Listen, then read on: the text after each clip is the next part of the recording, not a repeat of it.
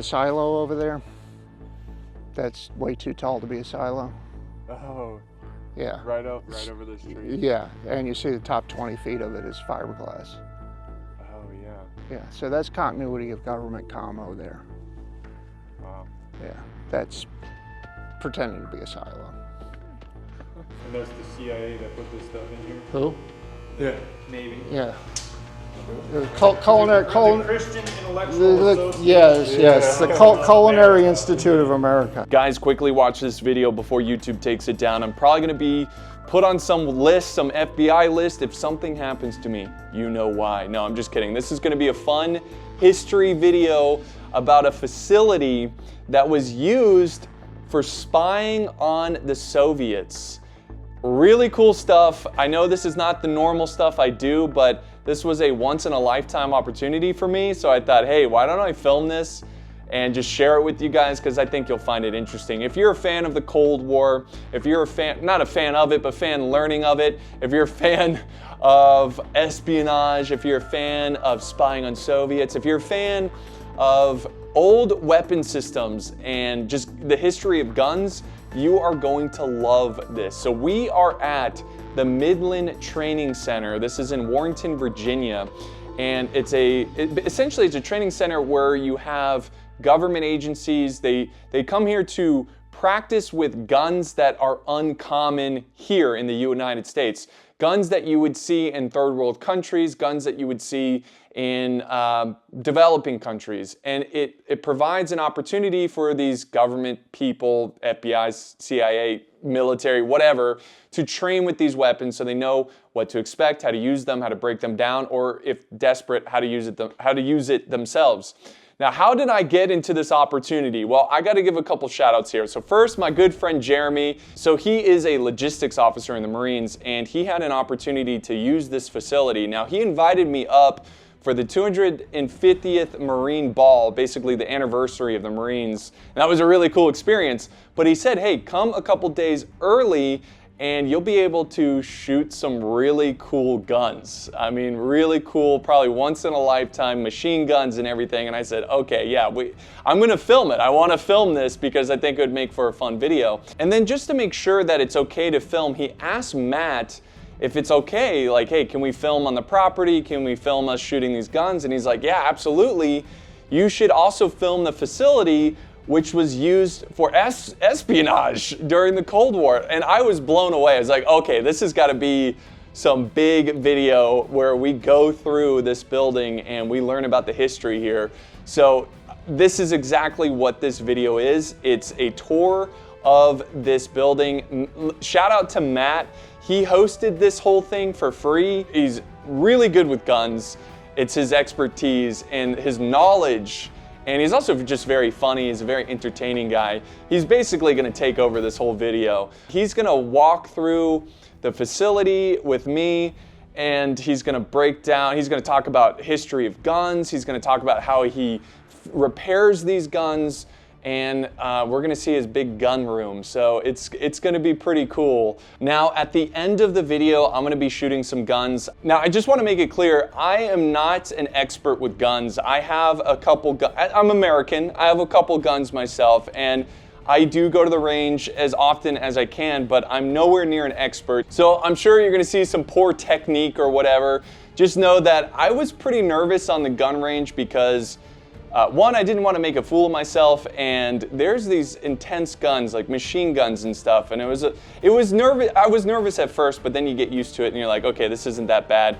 But just that, if you're wondering why I'm very quiet and I'm very serious, and it's a gun range. These are weapons, you know, these are not toys. So again, big shout out to Matt. He was a super nice guy. I really enjoyed this, so thank you so much for that whole opportunity. Another big shout out to Jeremy. Without him, I wouldn't have even been up there. And he also did a lot of filming for me. So he was my camera guy, and just, he did so much. And of course, finally, I just want to do a little shout out here. Jeremy, he and his Marines were there, and Jeremy mentioned, like, hey, you know, some might know you. There's a couple who are really into history. And sure enough, there was two there that knew of the channel. They didn't know it was me until the very end, until I mentioned that. They were like, so what do you do? And I was like, oh, I do YouTube. And it was a cool experience because they had no idea. But shout out to Jonathan and Aaron. So we had some Knights of Apollo there. Didn't even know it was me out there, so that's pretty funny. But guys, enjoy the video. It's going to be an interview, and then we're going to tour through the facility, and then we're going to shoot some guns. So it's going to be a lot of fun. Thanks for watching, guys. Don't forget to like, share, and subscribe. And happy Thanksgiving. Happy Thanksgiving. What better way to celebrate than sharing a video of shooting guns? All right, so we're here with Matt with the Midland Training Center. So I was really excited about the guns. I was told of all these great historic Cold War era guns. But then when I learned about the building and the history of this area, I was just as excited to learn about what happened here. So can you give a little rundown of how this all started? This region has a very strong history with the intelligence community, starting during World War II in a park that's about 10 miles to the west of here, to the east of here. The OSS started one of their first training camps for unconventional warfare. Right. And there was just simply camps that were in the middle of the woods in what was in the middle of nowhere back then. Now this is a very big Washington, D.C. area suburb, but back then there was nothing out here. This was just farms and woods. And they would train for unconventional warfare out in on the other side of the border with Prince William County. Towards the end of the war, a farmer on the border of Prince William County and Fauquier County was, like many people of his age, he was a shortwave radio enthusiast. And he would listen to a shortwave radio on his farm late at night, and he told his Army buddies that he's getting really, really amazing radio reception on his farm. And they said, well, that's very interesting to us because that's what we do. So he got his Army buddies together, they put their Army radios in their Army truck, and they drive out to this farm in the middle of nowhere in Fauquier County. And they set up the radios in this barn. And in this barn, they're listening to cab drivers in Berlin getting their dispatch instructions in the middle of the night.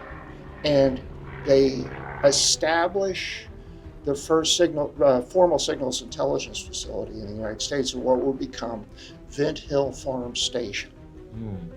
And this would become a big Army base with a signals intelligence school and the start of the Army Security Agency, which would then become the National Security Agency. Wow. The biggest signals intelligence government agency in the United States. Do you know why specific? Like it picked So they up? call this anomalous propagation. We have the Blue Ridge Mountains off to the west here, and we have very, very flat plains. So essentially, we have a big dish antenna here. Wow. Very, very dense ground, and the air above us acts in a certain way because of it's buffeted up against the mountains in this flat area. And this just has become a place that just gets really, really amazing radio reception when you're trying to listen to things that are on the other side of the planet, because essentially it has to go bounce off of the atmosphere and come back down. And so they were found that this worked really well for them, and they established the Vint Hill. In 1955, the FBI and J. Edgar Hoover wanted their own signals intelligence listening facility. And in this same basin, they contract with the farmer, Mr. St. John, who owned this property back then. And they build this squat, mid-century modern government office building in the middle of a bean field in the middle of nowhere. And they cram it full of shortwave radio receivers. And they would sit and listen to all the embassy traffic and anything else that they're picking up and transcribe it and then report it back to the headquarters in Washington, D.C.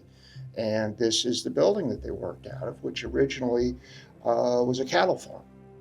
And this is what you'd call security by obscurity. You're so far out in the middle of nowhere that nobody's expecting there to be government activity here. And originally in 1955, until the early 60s, they essentially had a fence that was just enough to keep the cows out of the front yard. Were they ever worried about someone stumbling upon this? Well, 1960, they would build the 10-foot high security fence with the barbed wire on it and maintain that with the gate and the gate control and the security office here. And obviously, all of the windows are covered in expanded metal, and the building is reinforced concrete. So they had some expectation that this would be a secure building. If you could just imagine these guys in fedoras driving their DeSotos from DC with their attaché cases and coming down here and picking up transcriptions of what the guys in the Russian embassy were saying. Yeah, and then just bringing that back, and that's I have exactly one photo that we found from some report that the FBI did back in the 50s of them looking exactly like you would think they would, with black and white asbestos tile, the on thin the floor, tie, and banging away on manual typewriters and the little wire Bakelite headsets, and the guy just. Oh, Stalin has a cold. That's what I feel like the FBI is doing to me now. Yeah. You know, there's some guy. Well, what is he up to? It's the NSA. Why is he in Virginia? Yeah. So the NSA was essentially originally an Army operation, and there are Army bases in Fauquier County and around here that are.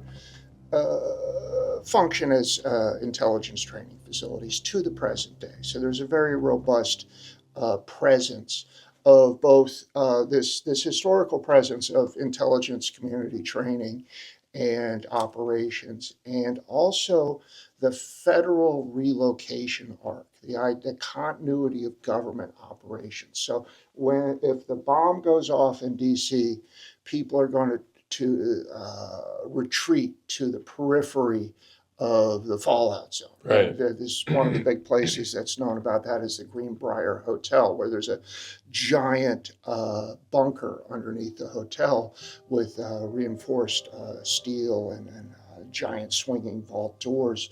And Congress was supposed to go there in the event of nuclear war to try to continue government.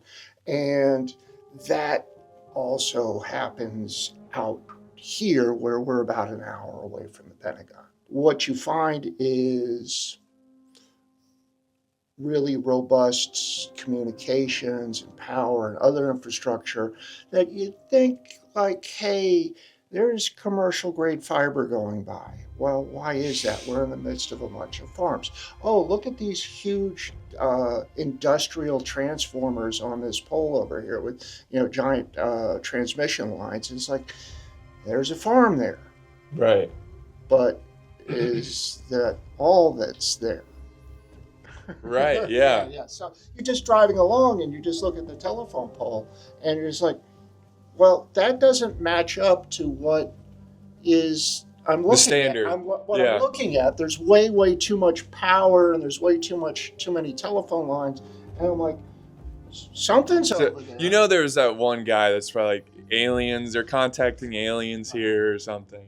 Who knows? Maybe, Well, we have, yes, at Midland Training Center, we have very, very few alien autopsies. And all of the stories you've heard about us are greatly exaggerated. There are almost no alien autopsies. Almost. So the FBI operates this facility until 1975. And then they are done with it. Part of their original program was that they would use their shortwave radio receivers to relay teletype messages up and down the East Coast. So before we had internet and before we had fiber, they would actually just transmit messages up and down or across the country of bulletins and things, wanted people, right? So is that it? So it became that? Well, they did that as well. Concurrently. And as The telephone long lines improved, and the transmission rates improved, and we started having ComSat. This place became redundant as a communications facility for the FBI, and they shut down in 1975. So the people who were running this place go back to Washington headquarters, and they're like, so we built this building, we put up all these fences, we've been running all of this electrical infrastructure and communications and telephone stuff here. Do we now just bulldoze the whole place and make it a farm again? And they go to the Justice Department, and the lawyers are there looking at the contract with Mr. St. John, and they're like, no, you can just leave it. And they just closed the door and left. That's kind of surprising. That's Yeah, and so and it just sort of is like an extra shed for the farm right. for the next 20, 20 15 years. And then in 1990, the State Department comes here and they want to do training. And they greatly improve the facility. They add even more electrical power and systems here. They build another building here. They expand the security fence. And they build a really, really intense SCIF, a sensitive compartmented information facility in here with a giant vault door and air-gapped walls and things. And something's going on here that's not really sounding like it's the State Department doing it. Right. Yeah. Yeah. And they stay here until 2000. And then they're like, hey, we're done here. Do we bulldoze this place and make it a farm again? And the lawyers at DCI are going, no, you could just leave it.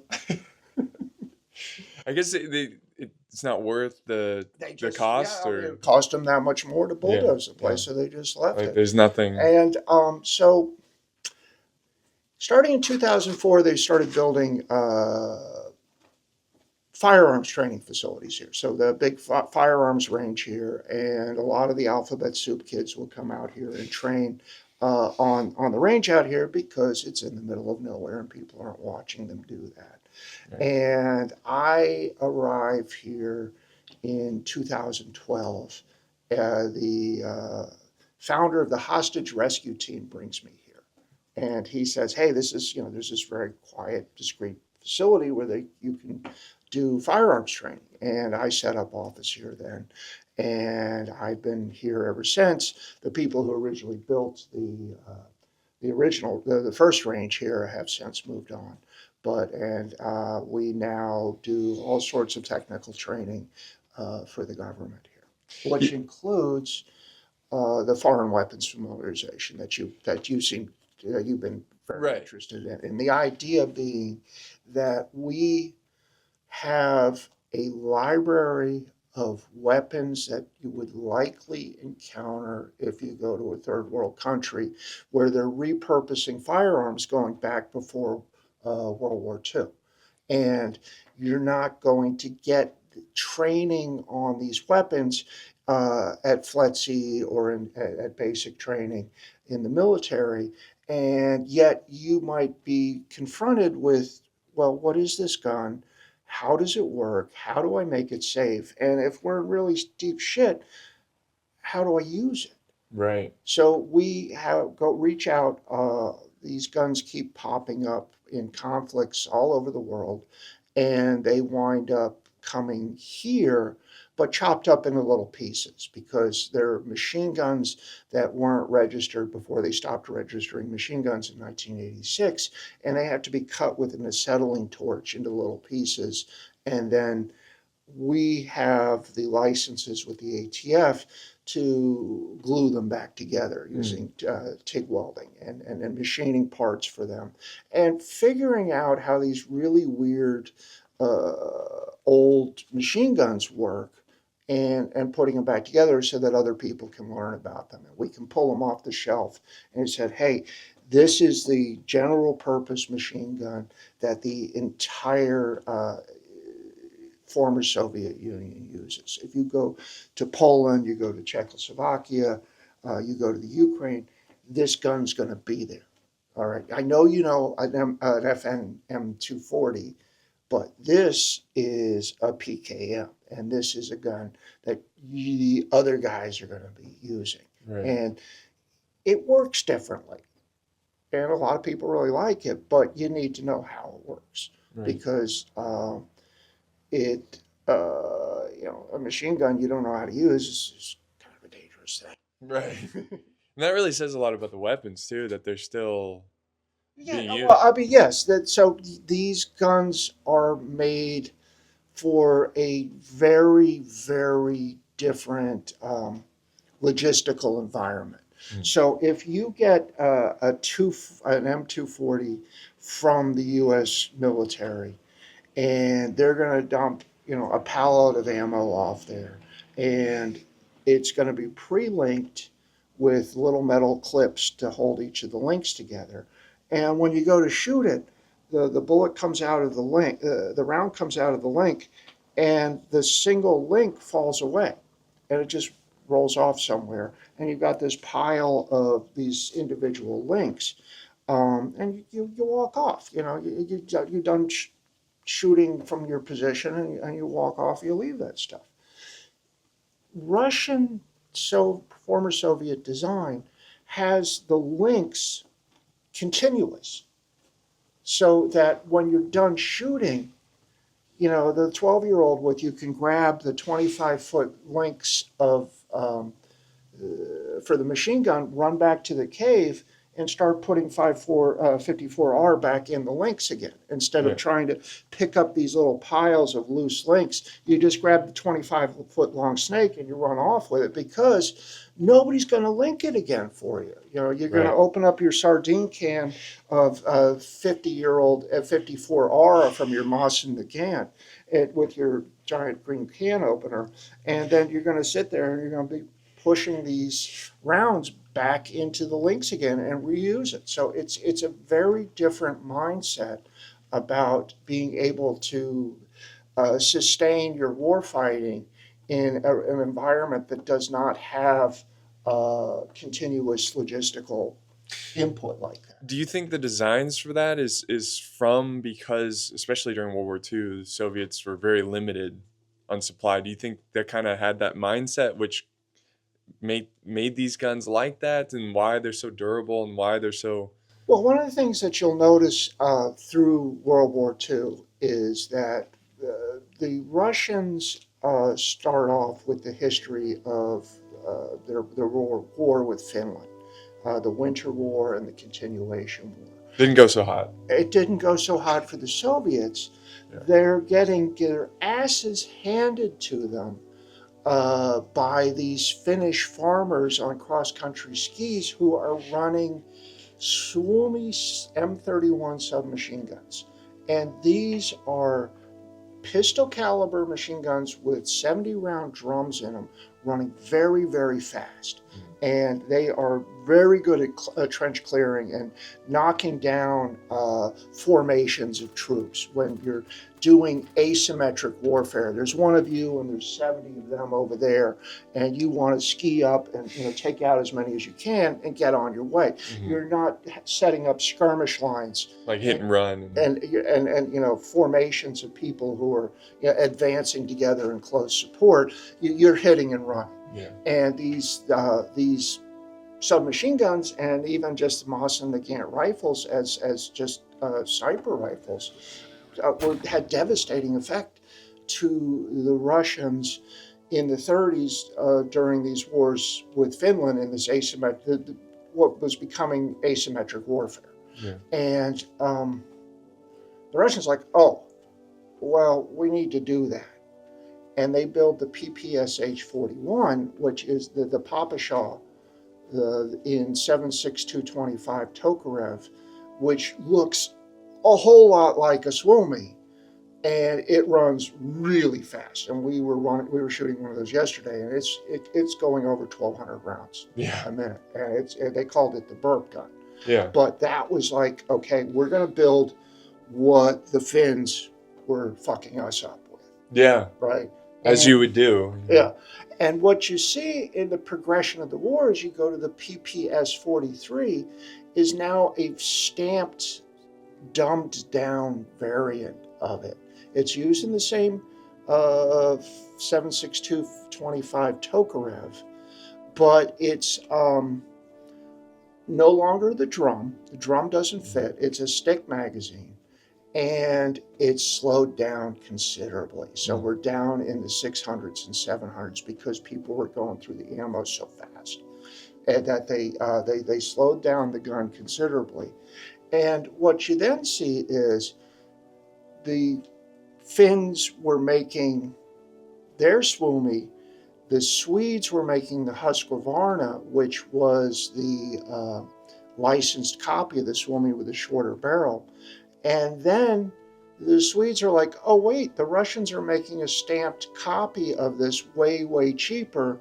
We'll make the Kunitz Pistol 44, which looks a whole lot like the PPS 43, because they're trying to make these things cheaper and cheaper as material gets more and more dear as the war progresses, and you get to the point where you get the Volkstrom, the people's rifle, where they're making last-ditch bolt action rifles that are literally look like they're held together with baling wire, and you'll see that with the Japanese, you'll see that with the Germans, that they are making these incredibly crude weapons as last-ditch weapons as they continue to dumb down the production of the weapons. I mean, if you look at the beginning of World War II with the Germans, they have things like the Steyr Solothurn S100 MP34, which is an amazingly over-engineered, beautifully machined gun made in Austria, of Swiss design. The Germans are already making the Steyr Solothurn in the 30s in violation of the Treaty of Versailles. They're not allowed to have machine guns. They're not allowed to have high-capacity magazines. And they secretly buy Steyr, which is an Austrian company. And Rheinmetall is the big industrial weapons company of Germany. They buy Steyr, and they take the Solothurn design and start making MP34s secretly in Austria. And what you'll see when I show you this is that they actually, using the 8-round stripper clips they're loading them into their high-capacity magazines they're not supposed to. Suddenly, that slides down to the Irma MP40, the Hogan's Hero submachine gun, and all stampings, a Bakelite furniture rather than carved wood. It's a molded piece, and then it goes downhill from there to even more primitive weapons. But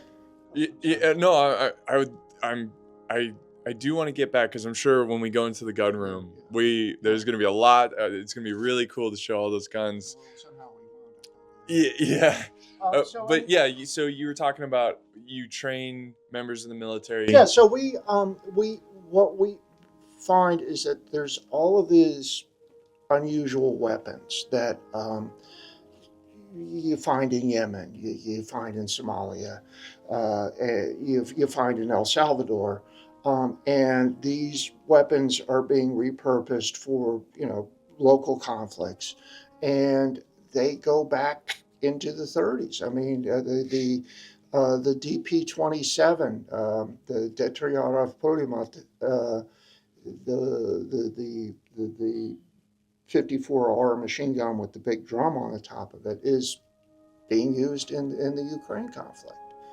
And that's a nearly 100-year-old design now. Yeah. We're coming up on the 100th anniversary of that design there.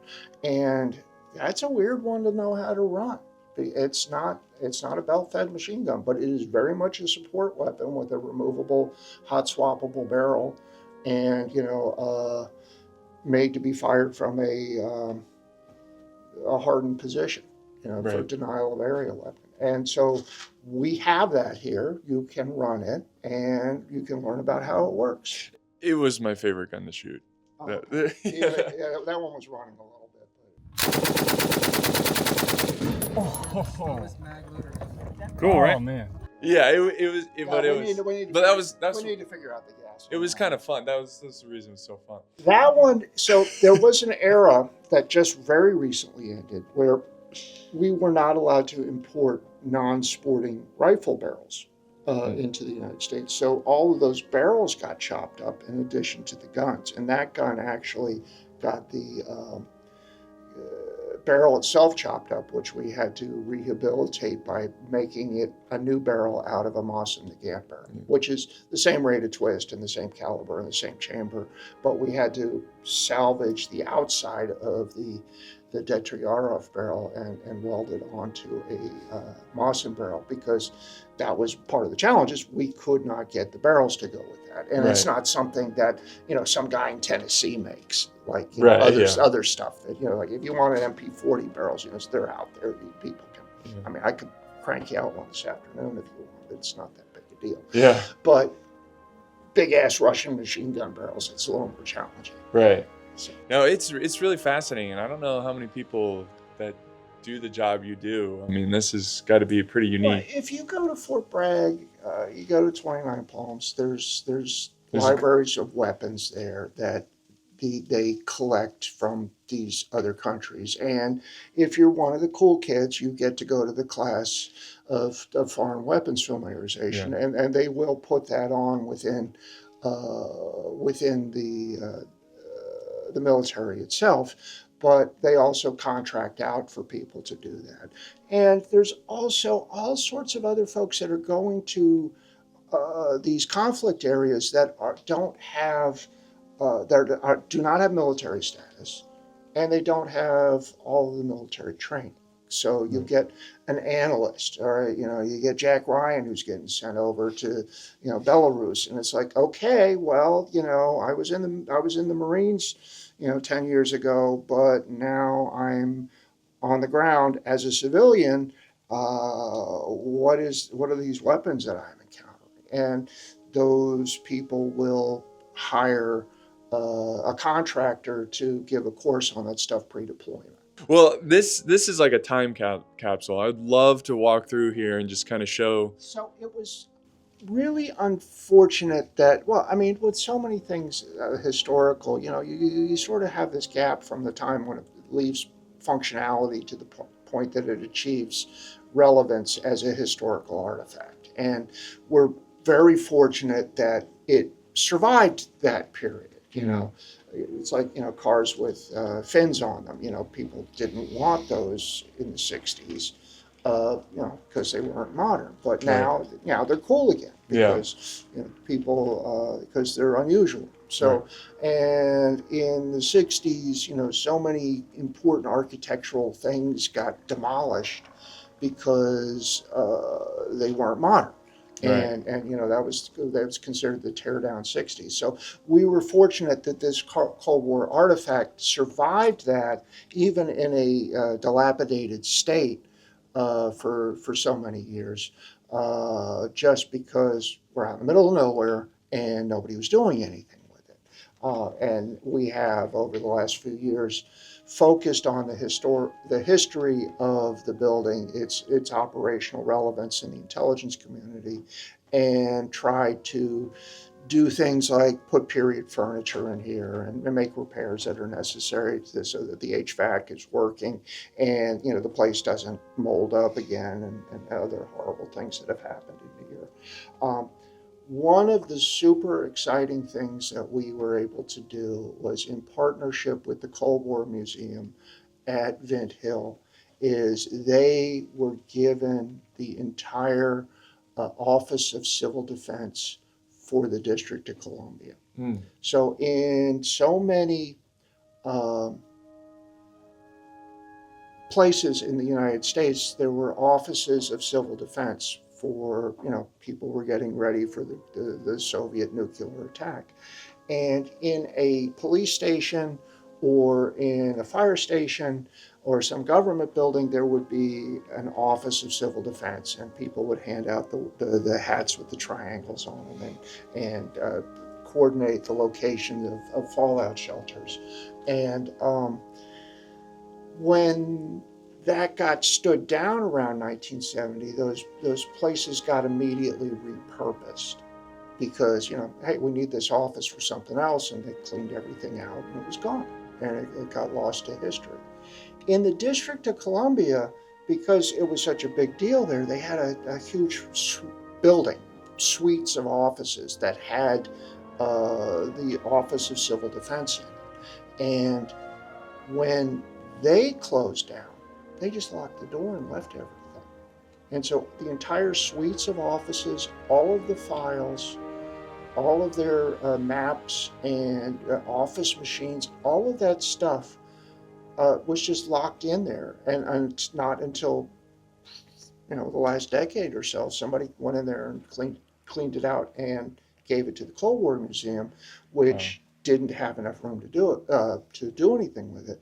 And we've outfitted our building here now with 1960 era office furniture and posters and office equipment, trying to give a feel for what this place might have. But you want to walk in, and so we can? Okay. Yeah. Yeah. So show us what you got going on here. So yeah, understand that this building kind of predates the fallout shelter designs, but so it really was not necessarily built as a fallout shelter, but it's absolutely hardened with filled cinder block, and a poured concrete roof. So I can't say for sure that this space was ever designated as a fallout shelter, but it could certainly be suitable as one, given the strength of the building. And, you know, this was intended to be durable in the event of some kind of conflict. So anyway, this was the original security office where they would control the gate and watch out for who was coming into the building. And we have outfitted it now with very advanced security systems, including access control and video recording. And So you kept the theme of security. so this is, because this is the place you're going to come into first. That's true. So you're going to look, somebody's going to come in here and say, you know, what are you doing here, right? Well, if you get this far in, where do you want to go? Do you need a visitor's badge? Do you need a non-disclosure agreement to be read in? And so that would have been accomplished in this room, and that the actual gate control is over there. We now do it remotely through the network on the phone, but and, you know, using encrypted key cards and things like that.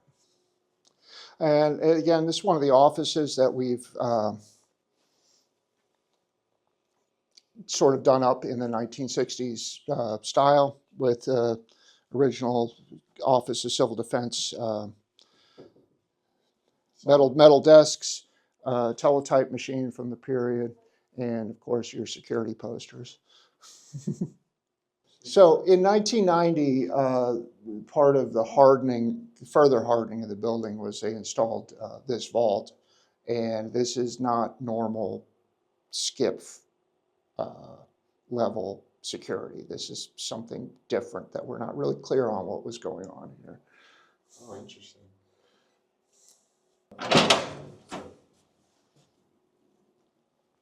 So when the FBI was here, this is the only door they had to this space. This all gets added in 1990. Oh, interesting. Yeah, so something very important, totally not alien autopsies, was going on in here. They've got to still have like wiring. They're probably still listening, don't you think? Every once in a while, they're like, we'll see what they're up to in there. Yeah. I mean, I guess they could just use your phone, really. Yeah, that's pretty much it. So as you can see, the walls are air gapped by about 4 inches here with the. Yeah. And there were beautiful 1950s style louvered windows in aluminum frames here that you can see in the photograph of the the Bureau in the 50s, and then they get put 1/4-inch armor plate over those windows and then wall it over top of that. What we got here? We got a collection of.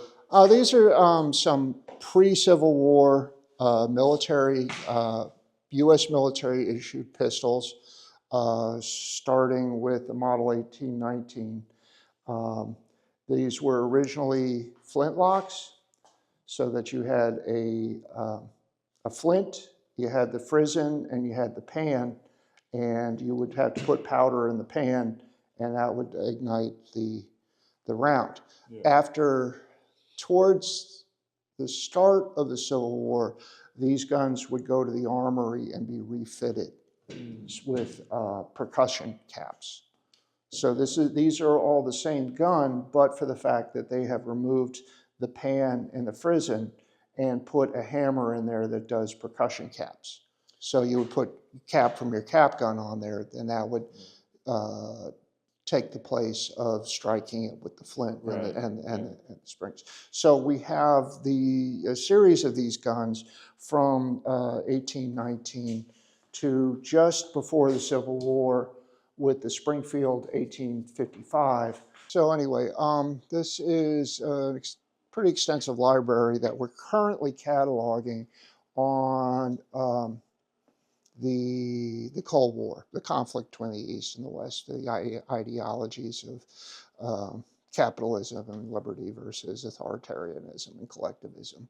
Yeah. And the books on this side have been cataloged. That's why they're canted over right now. They're all going into the computer.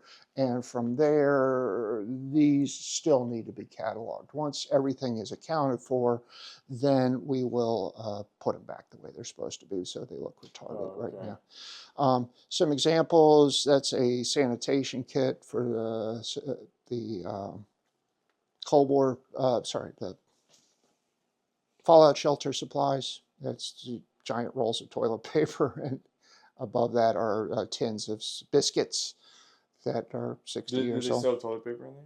Yeah, it's still, that's You ever, full. like, That's, tempted I haven't test driven, haven't Okay. test, dri- I was haven't gonna- test I was gonna driven the say, toilet paper. There's times where it's like, oh, we're out of toilet. You ever get tempted, like, Yeah, could just take a roll I from think we them? just go to Costco then. Yeah, that's probably Yeah. safer. Yeah. Probably. But more drums, more tins of the crackers packed in April of 1963. And as I said, the drums of drinking water, high level on your Maslowian hierarchy of needs, Yeah. right? Yeah. Air, water, food. Toilet paper. And then we have a display here of radiological test equipment. We got a complete radiation detection test set that was just stowed away again in the DC Department of Civil Defense, and a whole bunch of materials that they would hand out at public events discussing surviving nuclear war, Yeah. and the idea that you could duck and cover. Yeah, that was. I think it's like makes them feel a false sense of security, like, Well, yeah, Hey. you want to you want to give them some hope. Otherwise, it's very difficult to get them to cooperate. That's right. This is like the idea in the Brits during World War II would collect all the aluminum pans from people's houses, and they would say that they needed them for the war effort. Yeah. And they would everybody's aluminum pans would go get collected and brought to a central place for, to be used for the war effort. Right. Which, this is a bunch of crap aluminum cookware that you can't make airplanes out of, and they just bulldozed it into a landfill. Because it wasn't actually useful for anything other than to make people feel like they were doing their part. Doing okay. Wow, that's fascinating. Yeah. So manipulation and control of your citizenry through but activities our government like that. doesn't do that. No. No. Like COVID, right? Yeah, COVID was flawless. Yeah. So. Well, I think the moment of truth here. This is always the big reveal, is to flip the light, money shot. Flip the light switch on. So what I like to be able to do is I can leave this room unattended, and people who are in the library or in the conference room can come in here and look at stuff without me having to account for it.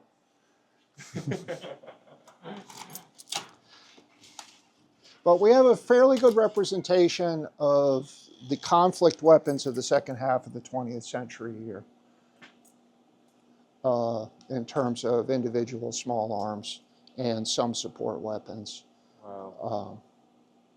Our particular interest is pistol caliber submachine guns, because they're just not really something that's in general circulation in the United States. The 1934 National Firearms Act heavily regulated the sale of machine gun silencers, short-barreled rifles, and destructive devices. The 1986 Gun Control Act and the Hughes Amendment all completely eliminated the sale of newly manufactured machine guns to the general public. So we have, I believe, 180,660 machine guns that were registered between the beginning of the 1934 Act and May 31st of 1986, and no more. And so the value of those weapons that are capable of being transferred to the general public has hockey sticked since 1986. And a Thompson submachine gun that cost $225 new in 1934 is now $30,000 or $40,000, depending on the provenance of it. Yeah. And if I want folks to be able to come out and actually live fire these guns, I mean, we literally broke a Thompson 1928 yesterday while we were shooting. I would be a lot more upset about that if it was a $40,000 transferable machine gun.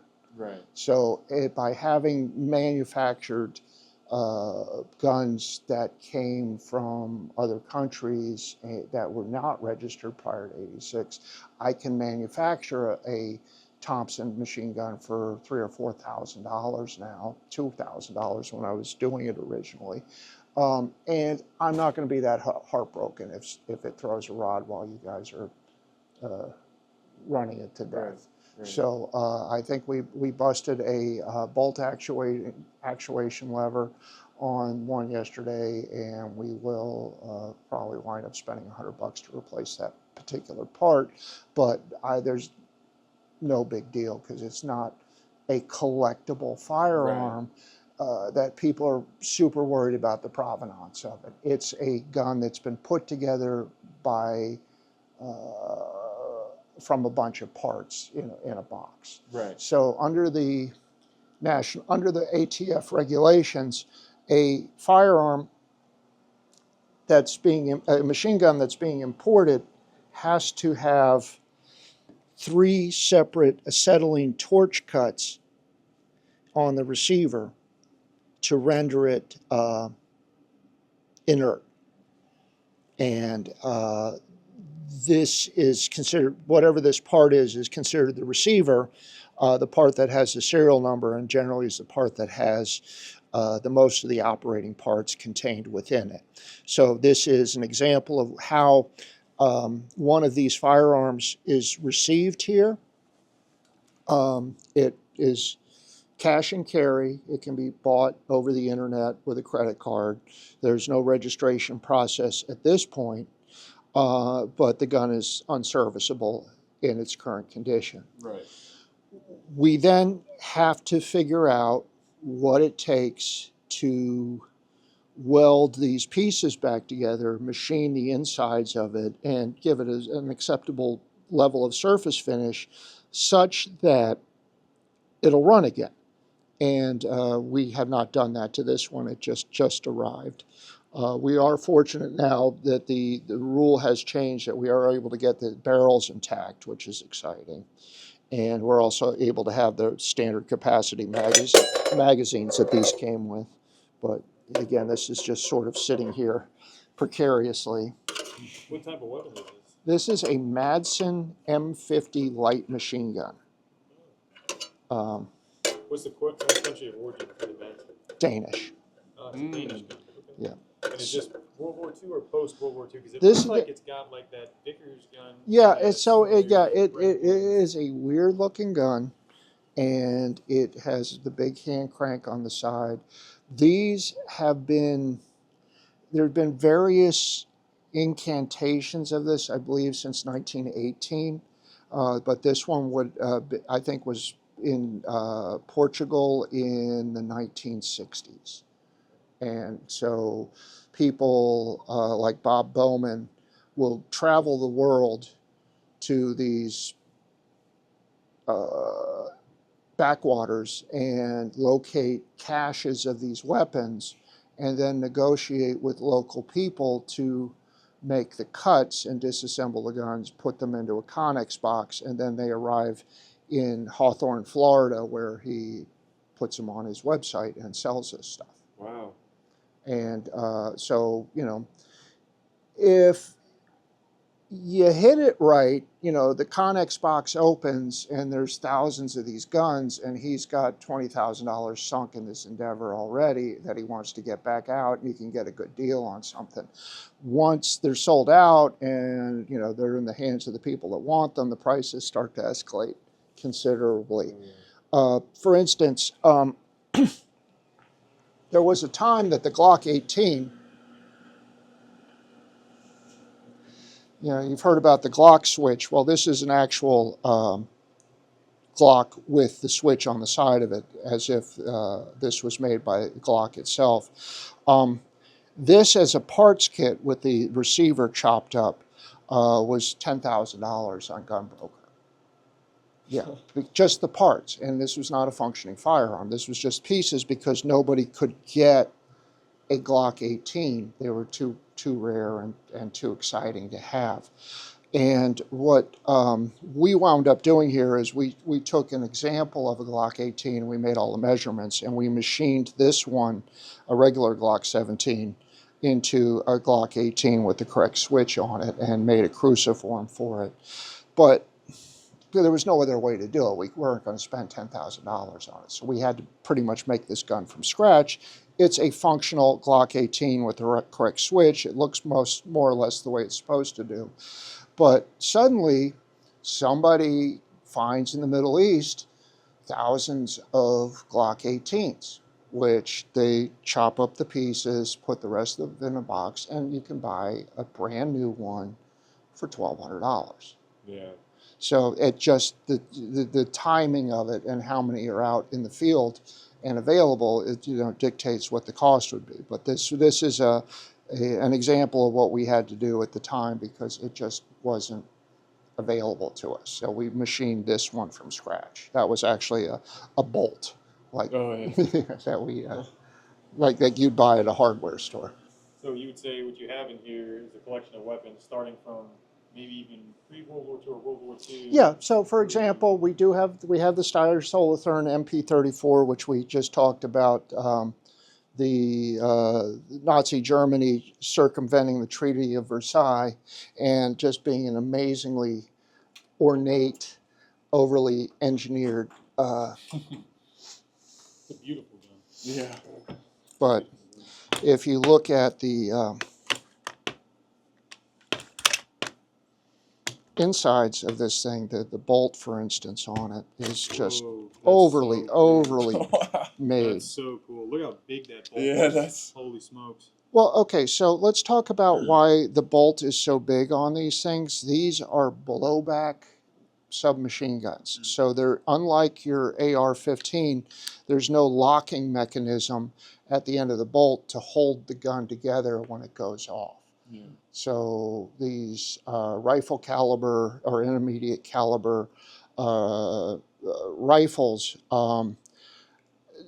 generate fantastic chamber pressures, 60,000 pounds of pressure per square inch. And they will explode if not held together some mechanical way. A pistol caliber submachine gun does not generate nearly that amount of power with a non-neck down cartridge, and simply having a spring pushing a heavy weight slamming into the chamber keeps this from flying apart just long enough for the round to go downrange and for it then to reciprocate and catch another round. So that's why when you pick up most of these submachine guns, blowback submachine guns, you're going to wind up with a very heavy chunk of metal that is there as a matter of inertia slamming into the chamber to hold everything together while it fires. That's very cool. But you can just see how ridiculously over-engineered this particular piece is. And imagine the craftsmanship that went into it. Yeah. Wow. Even for something like just this extractor here.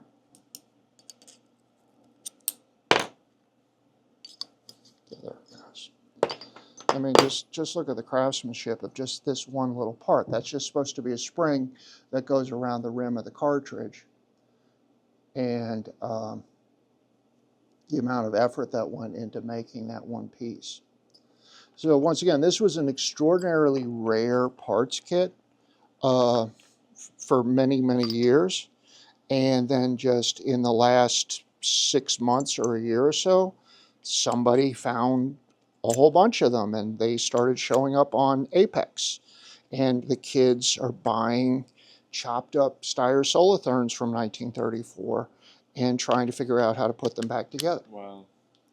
And one of the things that we produce is we produce the section of the receiver here that is missing when it comes from overseas. They simply cut this piece out so that they don't have to do the multiple receiver cuts. They just leave this gone. And I make a new replacement section here I'll show you. That's actually quite popular right now. And that gets welded into the existing original pieces. And fortunately, it's on the underside, so you don't see my crappy welding and machining. But that makes this back into a functional post-dealer sample machine gun. So machine guns that are made after May of 1986 can only be sold to the government or manufactured for the purpose of demonstrating them to the government, which is what our mission is, as I've discussed. So just as an example of what we go through to make these chopped up guns whole again and make them run. This is the MP34 Steyr Solithern S100, which is very popular right now because a big shipment of these came in and places like Apex and Bowman are selling them. And the problem being is that they get cut up such that the inner part of the receiver here is missing completely. This is the trigger assembly, and that is your chamber, and all of the metal from here to here is gone when they get here. They just leave it out, and it's up to these people who are recreating these guns either as semi-auto conversions or as post-dealer sample machine guns to come up with some metal that goes in this space. Interestingly, it has the same sorts of facets on the underside as it does on the top side. You can see these beautiful machining here and the beautiful bluing. And I have studied this a bit and have made a replacement part that follows those facets on the bottom. And somebody who wants to recreate this gun will cut out the pieces for their trigger group and match it up against the chamber here and go ahead and use their hot glue gun to put it back together. But the big step for them is to have this piece machined in the very particular profile of the Steyr Solithern and bringing them a long way to getting their gun done. Its similar vein is the Madsen M50, which also is missing a whole bunch of the gun when it comes here. So this whole section, middle section is missing, and the magwell is missing as well. And I stamp out replacement parts that can be welded back in here, as you can see, like that. And since we have a desire to remanufacture these firearms, we produce more than one of these once we figure it out, and other folks who are doing the same thing are able to purchase them off our website. And we'll have a quick look at the machine shop. Flat that door back. Those are cool. The grease gun, Tommy. That's the Madsen. So that would be. That's a completed. So this is the Madsen here. What it actually looks like. This is the Madsen submachine gun, which is confusingly also the M50, with my replacement, one of my early replacement receiver sections on here, and my replacement trigger guard. This one did not suffer the indignity of having its mag well cut off. But this submachine gun, together with the Thompson 1928, are the only two submachine guns in Star Trek, the original series. So this was the Roman Empire submachine gun, and then the Roaring Twenties submachine gun was in the other episode. That's cool. That's lineage. Does the Romulan gun and this was some other kind of as When they were gangsters. Yeah, the gangsters. The gangster gun. Was that a cuts compensator? Cuts compensator. So the 28 has the charging handle on the top, has the fatter receiver, and has the ribbed barrel and the cuts compensator. Now this is an unusual transition, Savage Thompson that was provided to the British military in Lend-Lease. So what you see here is you have British MOD armory markings, including the year 1943 there, and you'll see that the serial number starts in S, as this was a Savage contract. Wow. The later Saving Private Ryan M1 does not have the ability to take the drum. It does not have the ribbed barrel. It has the horizontal hand grip so as to better to be able to shoot prone, and it does not have the cuts compensator. So the various incantations of this occurred with these Lend-Lease guns, and you will see them with the full-size receiver top charger, but with a ribless barrel and without the cuts compensator. So they made different versions. The one we shot yesterday was a Russian Lend-Lease Thompson, and it was called the Navy model, which had the horizontal hand grip rather than the vertical hand grip. That came with crates of Sherman tanks. You would have 4 Thompsons in a Sherman tank crate as the PDWs for your armor crew, but the Russians had no .45 ammo. So they took all of the Thompsons out of the crates, used the Sherman tanks, and the Thompsons got loaded up like cordwood and stored in the basement of an athletic center until after the wall fell. And then these budding capitalists decided that they would sell the Thompson machine guns back to the Americans. And at the time, I was able to get a brand new Thompson, chopped off at the nose here, with all the pieces, including a pristine barrel. I was able to buy those for $600 a piece. Wow. Yeah. And then a new receiver, and you had a new machine gun. Wow. That, if you bought it on Gunbroker as a transferable, it could be $25,000 to $45,000, depending on the provenance. It's a 25 horsepower engine lathe that we make turning operations.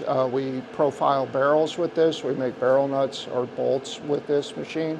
We can do English and metric threading. It has a recirculating coolant facility and has optical measurement to 100,000th of an inch. Over here we have a Bridgeport Series 1 milling machine where we do milling operations with a variable pulley speed changing drive, and servos on the X, Y, and Z. Also having the 100,000th of an inch optical measurement. So there's a piece of glass that's in this tube back here that has microscopic measurements to the millicron, and IR light goes across it and counts the number of hash marks it passes, and that calculates fairly accurately Wow. how much the machine is moving.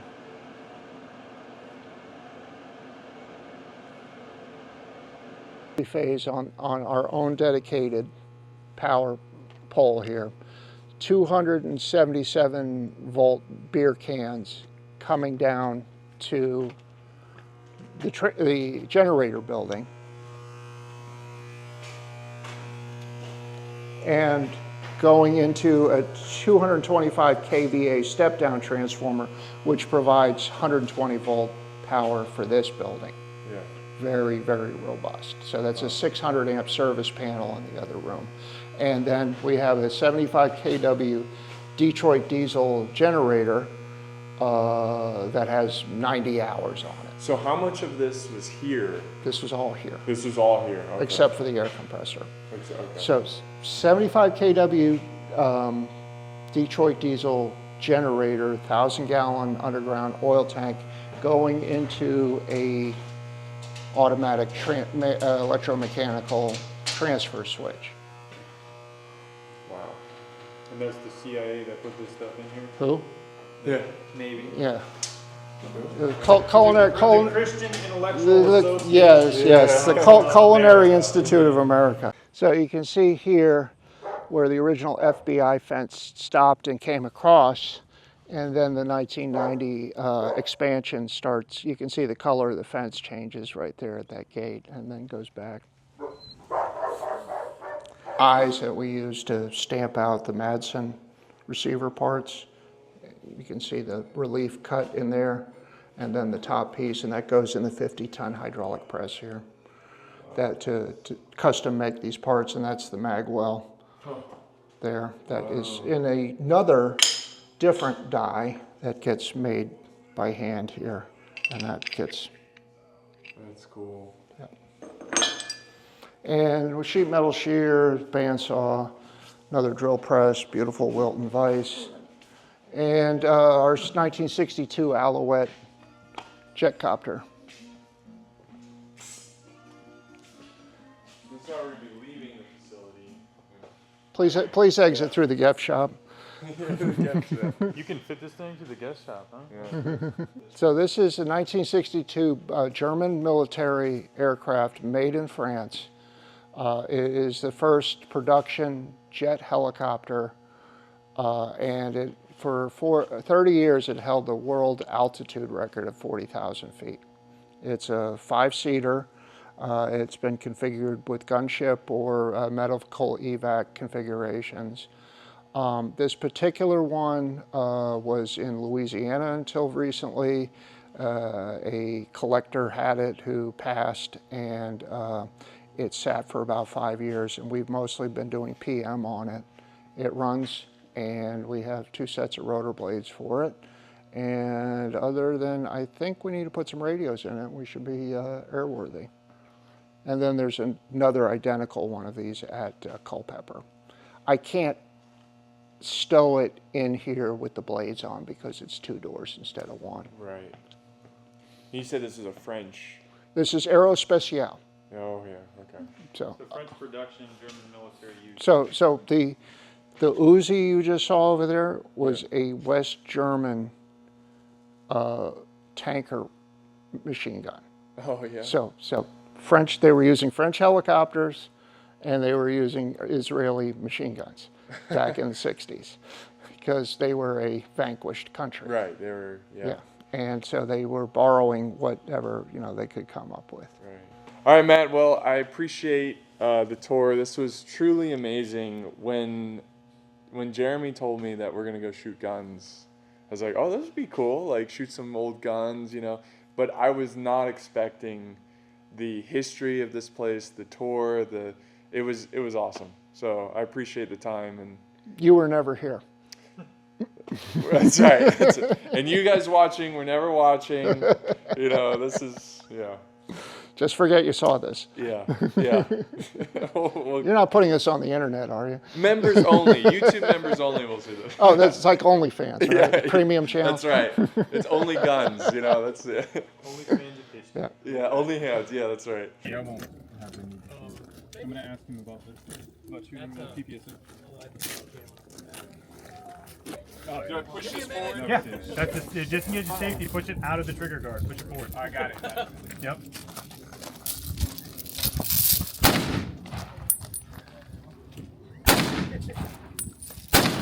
This thing's working. This is like a once in a lifetime to shoot it.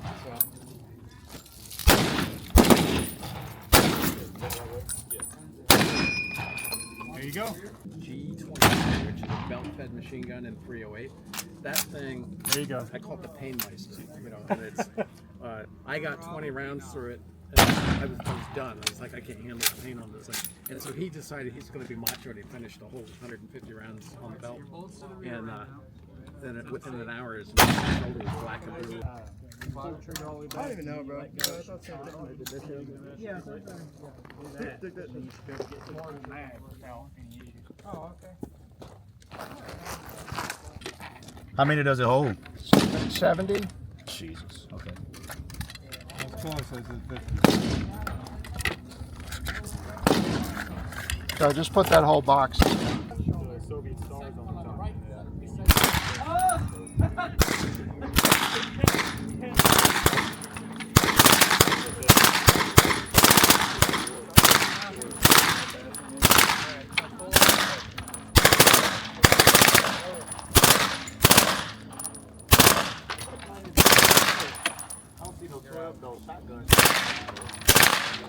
Or like, I don't even know what time it is. What time is it? I'll probably get it like 2, 2:30. Because I feel like we're going to be there for a long time. Yeah, my OnlyFans. This is premium content. Right I was gonna do OnlyFans and they said no firearms stuff. Did they? OnlyFans. No fire.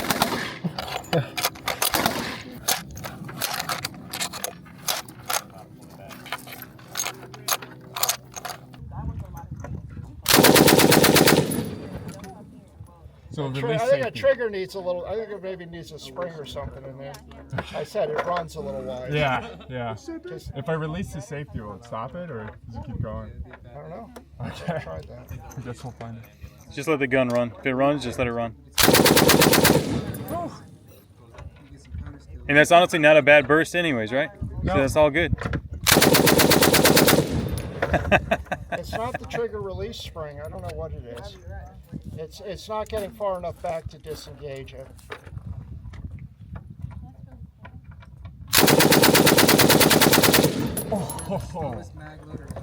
Cool, right? Oh, man. Wow. That's So awesome. that's something.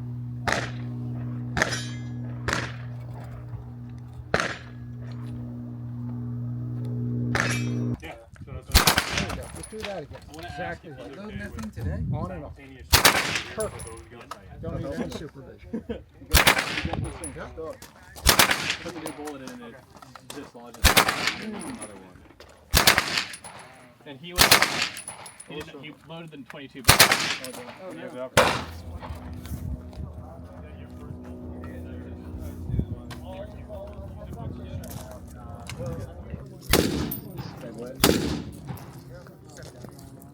After 2, it stops. After 2, it stops.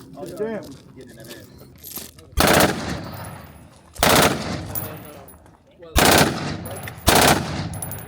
Yeah.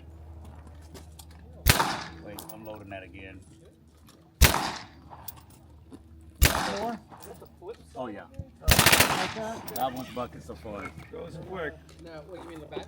I didn't know it was auto. So that's elevation for distance. So normally, like by default, it's 200. All right.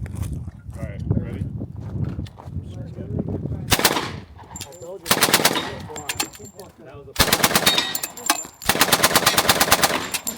That's awesome.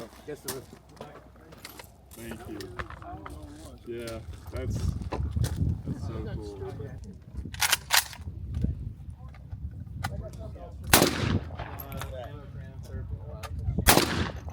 All right, rock it up. 2-round bursts. Yeah, don't take your finger off the trigger. Just let it walk forward. Yeah. You know, because you're taking it, you're just jumping off. Right. But yeah, just let it walk forward, and you'll feel it. Just keep it on it.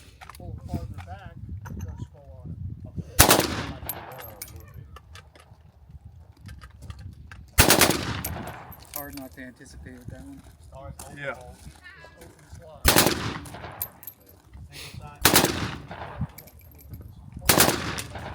Made in Russia.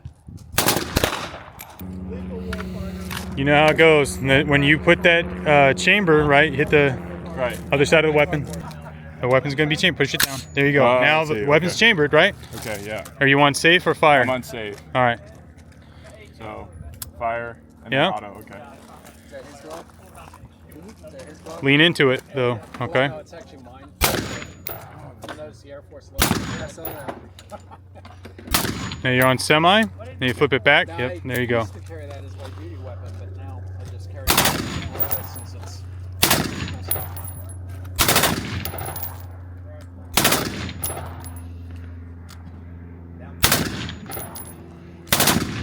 Hey, stovepipe. Hold on. So you got a stovepipe, right? Yeah. Loading ASMR. yeah.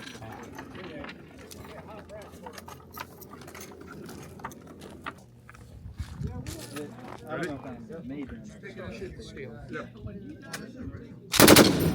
It's a Russian.